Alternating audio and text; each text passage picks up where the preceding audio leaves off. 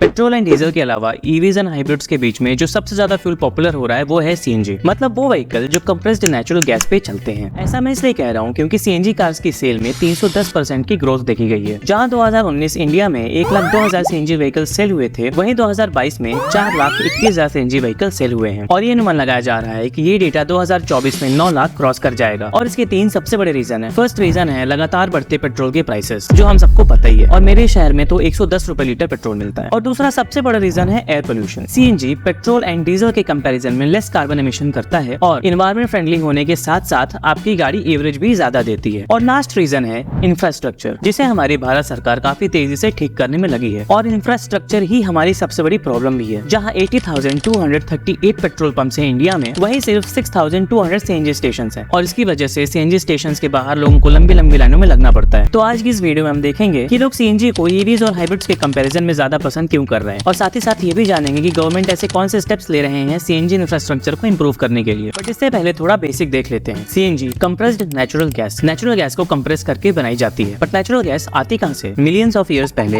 Animals and plants जो मर चुके थे, हीट और प्रेशर की वजह से वो नेचुरल गैस में बदल गए और इसे हम अदर पेट्रोलियम्स की तरह जमीन के अंदर ड्रिल करके गैस डिपॉजिट में से निकालते हैं। नेचुरल गैस में जो मेजर एलिमेंट होता है वो है मीथेन, जो कि 97% तक पाया जाता है। बाकी अदर हाइड्रोकार्बन्स के कंपैरिजन में इतनी ज्यादा मात्रा में मीथेन होने की वजह से इस गैस में ना कोई कलर होता है और ना कोई स्मेल, जिसकी वजह से इसमें मर्सेप्टन नाम की गैस मिलाई जाती है, जिसकी वजह से इसमें सड़े हुए अंडे जैसी स्मेल आने लगती है और हमें गैस लीक का पता चल पाता है। और देखा जाए तो इसकी हिस्ट्री भी काफी ज्यादा इंटरेस्टिंग है। नेचुरल गैस की खोज विलियम हार्ट ने 16th सेंचुरी अमेरिका में की थी और इलेक्ट्रिक बल्ब इन्वेंट होने से पहले स्ट्रीट लाइट्स नेचुरल गैस को यूज करके जलाई जाती थी। और पहली नेचुरल गैस से चलने वाली गाड़ी 1930 में रजिस्टर की गई थी और ये अनकंप्रेस्ड गैस पे चलती थी। उस टाइम पे हाई प्रेशर सिलेंडर की टेक्नोलॉजी उतनी अच्छी नहीं थी, इसलिए बड़े बैग्स के अंदर गैस भर के उसको कार के ऊपर रख दिया जाता था। जैसा कि आप इस फोटो में देख रहे हैं, गाड़ी से बड़ा तो इसका बैग है और इसीलिए इन्हें गैस बैग व्हीकल भी कहा जाता था उस टाइम पे। और जैसे जैसे हाई प्रेशर सिलेंडर्स की टेक्नोलॉजी अच्छी होती गई,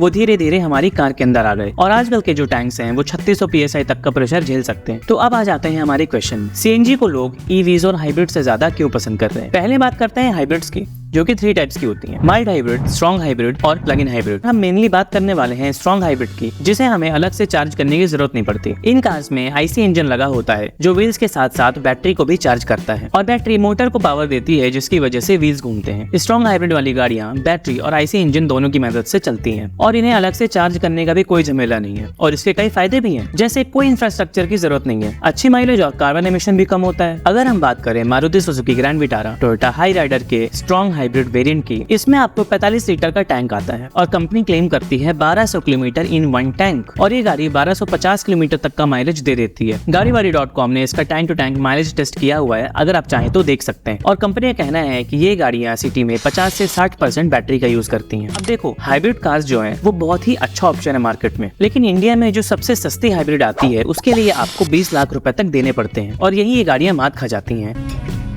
क्योंकि सीएनजी हाइब्रिड कार के कंपैरिजन में काफी अफोर्डेबल होती है। अभी के टाइम पे देखा जाए तो हाइब्रिड टेक्नोलॉजी बहुत महंगी है। और अब बात कर लेते हैं ईवीज की। 2030 तक बहुत सारी ऐसी कंपनीज हैं जो अपने पूरे लाइनअप को ही इलेक्ट्रिक गाड़ियों से रिप्लेस कर देगी और बाकी कंपनीज अपने लाइनअप में ज्यादा से ज्यादा इलेक्ट्रिक गाड़ियों को ऐड करने लगेंगी। और गवर्नमेंट भी ईवीज को काफी बढ़ावा दे रही है, ब्रांड इलेक्ट्रिफाइड हो रहे हैं, गवर्नमेंट का सपोर्ट है। तो दिक्कत कहाँ आ रही है? दिक्कत है प्राइस, इंफ्रास्ट्रक्चर और रेंज में। इंडिया में सबसे सस्ती ईवी आती है MG कॉमेट, लेकिन हम यहाँ प्रैक्टिकलिटी की बात कर रहे हैं, इसलिए हम एग्जाम्पल के लिए टाटा टियागो को उठाएंगे। Tata Tiago EV long range XT model की कीमत एक्स शोरूम पड़ती है 10 लाख रुपए, वहीं XT CNG की कीमत पड़ती है 7,35,000। 2,65,000 आप ज्यादा पे कर रहे हो, वो भी सिर्फ इसलिए क्योंकि वो गाड़ी ईवी है। अब आप सोचो कि आप इतने पैसे में एक CNG गाड़ी को कितना चला लोगे। दूसरी दिक्कत है इंफ्रास्ट्रक्चर। अगर देखा जाए तो पिछले कुछ सालों में ईवी इंफ्रास्ट्रक्चर बढ़ा ही है। जहाँ मार्च 2023 तक इंडिया में 6,586 चार्जिंग स्टेशन थे, वहीं फेब 2024 तक, मतलब साल भर के अंदर 12,146। अब आप बोलेंगे ये तो अच्छी बात है,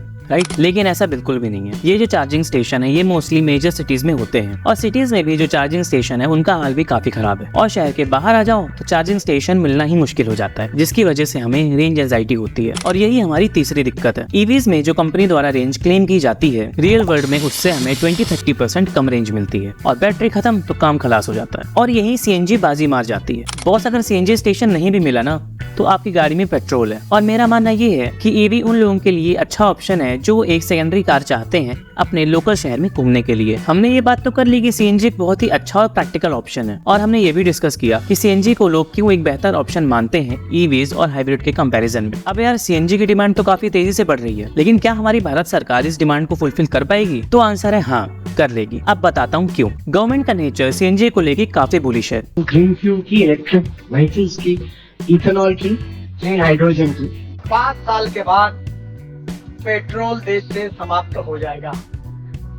आपकी स्कूटर, आपकी कार एक तो हाइड्रोजन पे होगी, ग्रीन हाइड्रोजन पर, या इथेनॉल पर, फ्लेक्स इंजन पर होगी, या सीएनजी और एलएनजी पर होगी। 2 साल पहले पीएम नरेंद्र मोदी जी ने फाउंडेशन स्टोन रखा था वर्ल्ड्स फर्स्ट सीएनजी टर्मिनल का भावनगर में, और ये अकेला 4000 करोड़ का प्रोजेक्ट है, और ये पोर्ट हमारी आने वाली सीएनजी की डिमांड को फुलफिल करने में मदद करेगा। इस पोर्ट में ultra modern container terminal, multipurpose terminal, liquid terminal with direct door step connectivity to the existing roadways and railway network, और ये 2026 तक ऑपरेशनल हो जाएगा। धरती से निकलने वाले रिसोर्सेज लिमिटेड हैं और एक्सेसिव यूज के चलते वो कभी न कभी खत्म हो जाएंगे, लेकिन सीएनजी के साथ ऐसा नहीं है। ये एक सस्टेनेबल ऑप्शन है, क्योंकि सीएनजी के लिए आपको जमीन के अंदर बार बार छेद करने की जरूरत नहीं है। इसे आप खुद भी बना सकते हैं। मीथेन इसका एक मेजर एलिमेंट होता है, और गवर्नमेंट अपनी इंपोर्ट डिपेंडेंसी को कम करने के लिए बायो सीएनजी प्लांट लगा रही है। एशिया का सबसे बड़ा bio CNG plant cleanest city of India Indore में है, जिसमें म्युनिसिपल सॉलिड वेस्ट को प्रोसेस करके सीएनजी बनाई जाती है। और हमारे देश में गन्ने की खेती भी काफी ज्यादा होती है, और उसके वेस्ट से भी बायो सीएनजी बनाई जाती है। गवर्नमेंट सीएनजी इंफ्रास्ट्रक्चर पे बहुत तेजी से काम कर रही है, और सीएनजी स्टेशन की भी संख्या तेजी से बढ़ रही है। और ऐसा मैं इसलिए भी कह सकता हूँ क्योंकि मेरे शहर में पहले एक सीएनजी स्टेशन था,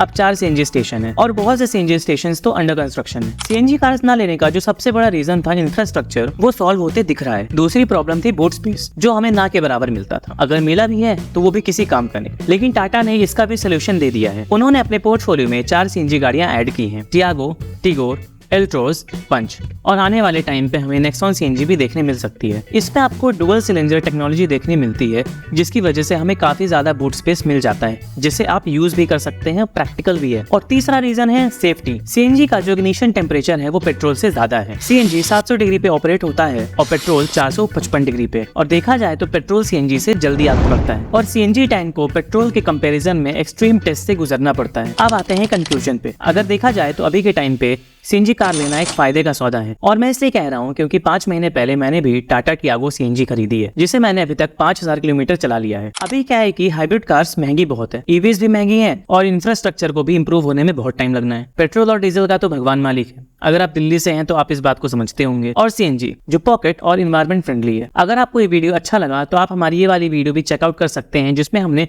ड्रिफ्ट किंग के बारे में बताया है। अगर ये बंदा ना होता तो हो सकता है आज आप और हम ड्रिफ्ट के बारे में नहीं जानते। और ऐसी वीडियोस बनाने के लिए हमें बहुत ज्यादा टाइम एंड रिसर्च लगता है, तो प्लीज चैनल को सब्सक्राइब कर लीजिए और बेल आइकन भी दबा दीजिए। और सीएनजी कार्स के बारे में आप क्या सोचते हैं मुझे कमेंट सेक्शन में जरूर बताइएगा।